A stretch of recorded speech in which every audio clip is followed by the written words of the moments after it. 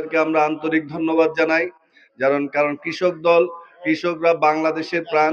এই কৃষকদের পরিশ্রমের কারণে আমরা আজকে ভাতে বাঁচে বাঙালি। অতএব এই ভাত খাওয়ার, এই যে আমাদের অন্ন তুলে দেওয়ার জন্য যে সর্বোচ্চ যে পরিশ্রমটি যারা করে তাদের সেই কৃষকদেরকে আমরা আমাদের শ্রদ্ধার সাথে স্মরণ করি এবং তাদের অবদান এবং এই জাতি গঠনে এবং তাদের যে নিরলস চেষ্টা পরিশ্রম, সেজন্য জাতি সবসময় তাকে শ্রদ্ধার আসনে বসিয়ে রেখেছে। বন্ধুরা আমার, আজকে এই কৃষক দলের কারণেই, কৃষকদের এই অন্য আমাদের মুখে তুলে দেওয়ার কারণে আজকে বলা হয় যে বাংলার জাতীয়তাবাদী দলের বিরুদ্ধে অনেক ষড়যন্ত্র হচ্ছে। কেন হচ্ছে বন্ধুরা আমার?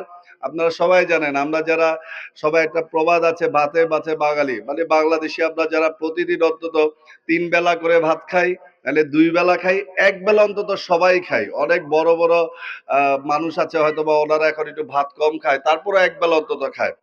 তাহলে বাংলাদেশের যে রাজনীতি, জাতীয়তাবাদী দলের যে রাজনীতি, যে প্রতীকটি আমরা বহন করি, সেটা হলো ধানের শীষ।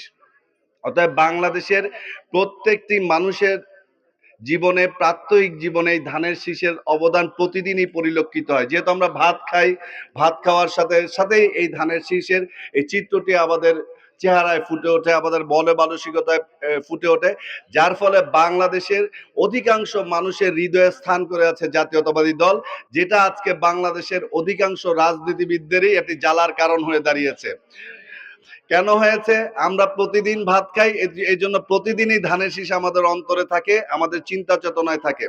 আগে আমরা বিভিন্ন জিনিসপত্র, আপনার মাপঝোপ করার জন্য বিভিন্ন যন্ত্র ব্যবহার করতেন, এখন করেন? ওইগুলি করেন নাই। যুগের সাথে পরিবর্তিত হয়েছে, এখন ডিজিটাল স্কেল ব্যবহার করে বিভিন্ন মাপঝোপ করা হয় না বন্ধুরা? বাংলাদেশের মানুষের অর্থনৈতিক অবস্থার উন্নতি হয়েছে। আগে কিন্তু মানুষ বাতাস করার জন্য কাগজ নিত, অন্যান্য বিভিন্ন জিনিস ব্যবহার করতো, এখন ফ্যান ব্যবহার করে। তাহলে এদেরকে, যারা ফ্যান ব্যবহার করে, যারা ধরেন ডিজিটাল স্কেল ব্যবহার করে, তাদের মাঝে কিন্তু প্রত্যেক দিনের প্রাত্যহিক জীবনে তাদের ভূমিকাটা কিন্তু মানুষ মনে রাখতে পারছে না, যেটা জাতীয়তাবাদী দলের ধানের শীষ প্রত্যেকটি মানুষের প্রত্যেক দিনের অন্তরে, প্রত্যেক দিনের চিন্তা ভাবনায় আসে।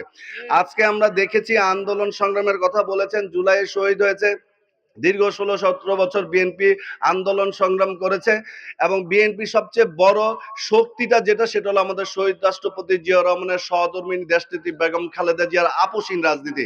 উনি বাংলাদেশ এবং বাংলাদেশের মানুষের প্রশ্নে কখনোই উনি আপোষ করেন নাই।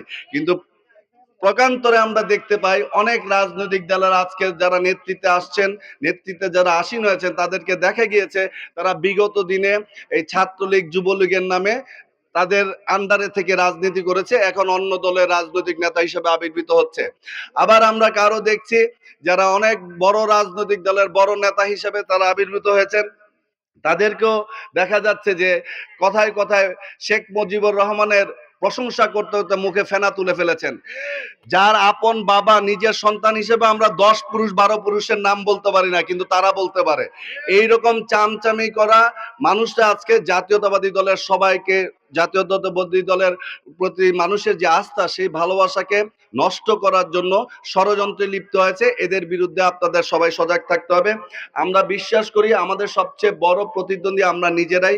আমরা জাতীয়তাবাদী দলের প্রত্যেকটি নেতাকর্মী চাই, যারা জাতীয়তাবাদী দলের আদর্শে অনুপ্রাণিত হয়ে রাজনীতি করেন, সবাই ঐক্যবদ্ধভাবে রাজনীতি করবেন। ব্যক্তি পছন্দ আমাদের থাকতে পারে, বিভিন্ন পর্যায়ে থাকতে পারে, কিন্তু দলের সাথে সবাই এক এবং ঐক্যবদ্ধ হয়ে মাঠে থাকবেন, সেই প্রত্যাশা ব্যক্ত করে, এবং কৃষক দল নারায়ণগঞ্জ মহানগর আরো তাদের সাংগঠনিক গতিশীলতা আরো বাড়াবেন, সবার মধ্যে ঐক্যবদ্ধ একটা প্রয়াসের মাধ্যমে সবাইকে সাথে নিয়ে কাজ করবেন, সেই প্রত্যাশা ব্যক্ত করে বক্তব্য শেষ করলাম। ধন্যবাদ সবাইকে।